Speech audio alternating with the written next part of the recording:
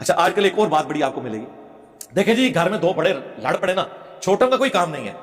देख, ऐसा इंसान गुमराह है, बदबातिल है, जो सहाबा किराम के दरमियान होने वाले इख्तलाफात को आपस में बैठ कर जेर बहस लाता है। खानदान के दो बच्चे बैठ जाएं और परदादा और उनका भाई, उनके दरमियान जो इख्तलाफ हुआ था उसको लेके बैठ जाएं। दादा बड़ा जालिम था, परदादा उससे बड़ा जालिम था, नहीं उसका भाई बेचारा ठीक था। तो अक्लमंद लोग क्या कहेंगे कि तू कौन, तेरा मुंह और तेरा दादा, तुझे शर्म नहीं आती अपने दादे के बारे में बात करते हुए? कल का बच्चा तू, और गलतियां निकालने बैठ गया दादे और परदादे की। अरे सारी कायनात के दादे कुर्बान हो जाए अमीर माविया के कदमों पर। अरे सारी कायनात के दादे कुर्बान हो जाए अमीर माविया के कदमों पर। अरे सारी कायनात के दादे कुर्बान हो जाए अमीर माविया के कदमों पर।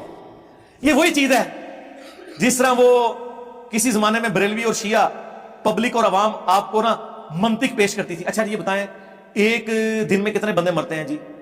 1.5 लाख। अच्छा, 1 घंटे में 6000।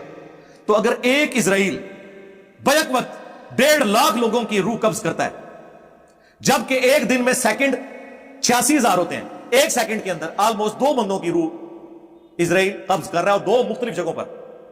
तो अगर इजराइल हाज़िर नाज़िर है तो नबी इस्लाम क्यों नहीं हाज़िर नाज़िर? हाँ, और ये तो बड़ी छोटी मिसाल है। एक शैतान करोड़ों अरबों लोगों को वसवसे डालता है, तो नबी इस्लाम क्यों नहीं हाज़िर नाज़िर?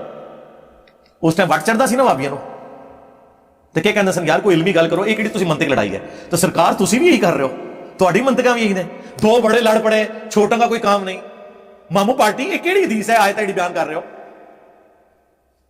चलो इहदा भी जवाब ले लो। 2 बड़े अगर लड़ रहे हो, उनके छोटों का काम है कि उन 2 बड़ों को बताएं कि आपका जो बड़ा था ना, दादा, चाचू जी ते अब्बा जी, जेडे साडे दादा जी सन ना, उन्होंने यह चीज की सी, ते तुसी इस मसले चाचू ज्यादती कर रहे हैं, इस मसले ताया ज्यादती कर रहे हैं, यही कहा जाएगा ना। तो इसको कोई बदतमीजी समझेगा? और यहां तो ये बात ही नहीं सरकार, हम तो ये कह ही नहीं रहे, हम अपनी तो बात कर ही नहीं रहे। हम तो कह रहे हैं कि नबी इस्लाम ने फरमाया है कि माल को बागी जमात कत्ल करेगी। हम तो ये कह ही नहीं रहे हैं बनु उमैया के मानने वालों को कि देखो हम आपको बता रहे हैं कि वो बागी जमात थी। फर्क देखा आपने?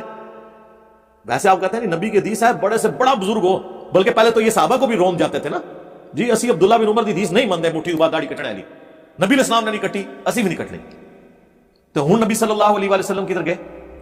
तो हम नबी इस्लाम की वर्डिक्ट पेश कर रहे होते हैं, ना कि अपनी जाती राय। इस फर्क को समझें। तो लिहाजा ये इस किस्म की जो मिसालें आप देते हैं, बिल्कुल गलत है। नबी इस्लाम के साथ कोई टक्कर नहीं ले सकता। खैर, ये टॉपिक तो ना खत्म होने वाला है। मैंने इसके ऊपर एक डिटेल्ड रिसर्च पेपर लिख दिया है, रिसर्च पेपर नंबर 5B।